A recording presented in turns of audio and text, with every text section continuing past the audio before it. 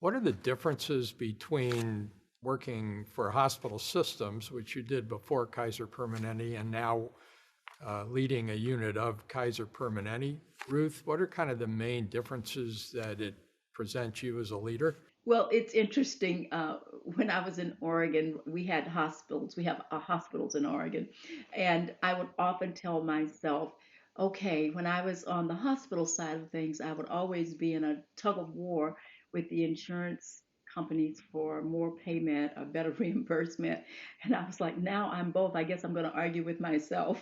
But the difference is, as we look at healthcare in the US, we know that we need to bring our health, all of us, Kaiser Permanente, everybody else needs to be working on an affordability goal. And so I find working on the health plan side of things that I better understand those tug of wars from both sides. Now, I always understood it, but everybody uh, has their perspective.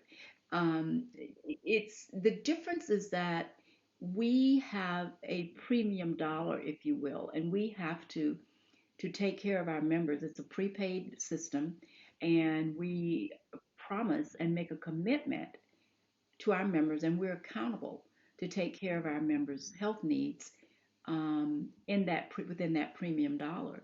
And so that's the biggest difference. As a hospital, except for as a Kaiser Permanente hospital, I didn't have to be as worried about that premium dollar because I was getting my portion of the premium dollar, and I wanted to get what I needed to take care of the members that the plan would put in our hospitals. In this sense, in this region, we have those same discussions with our core hospitals, with all of our hospitals about payment and how long a member needs to be in the hospital, making sure we take care of them, making sure we get them home when they need to be home. So it's looking at all those components of what we call the entire continuum, from regular office visits to places like the place we cut the ribbon on yesterday, to if a person has to go into the hospital or into one of our urgent care centers for a 2 day stay to be observed, to that part. Then if they have to be as an inpatient, that part has to occur. Then where do they go after inpatient care? Are they well enough to go home? Do they have the family support to go home? Again, speaking of ecosystem, do we have enough ecosystem to put around our members if they go home and still need care? That's one thing we have to pay attention to. And now we all not now, we've always paid attention really to moving upstream, as you call it, to looking at the social components of health. Does the person live alone? Um, it's hard to send, people who are sick home by themselves. Does the person have, if they don't live alone, if they do live alone, do they have family support? Do they have food?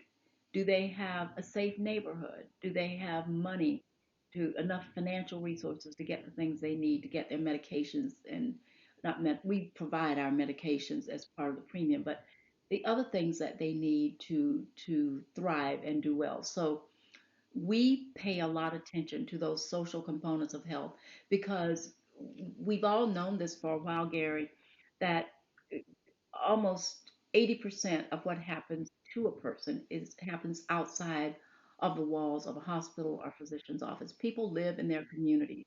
They don't live in hospitals. They don't live in doctors' offices. They don't live, except for those that live in, assisted living or skilled care or wherever they are living as a home, but they live in their homes. And so we want to put the ecosystem around them to keep them healthy and to bring them in when they need more definitive care.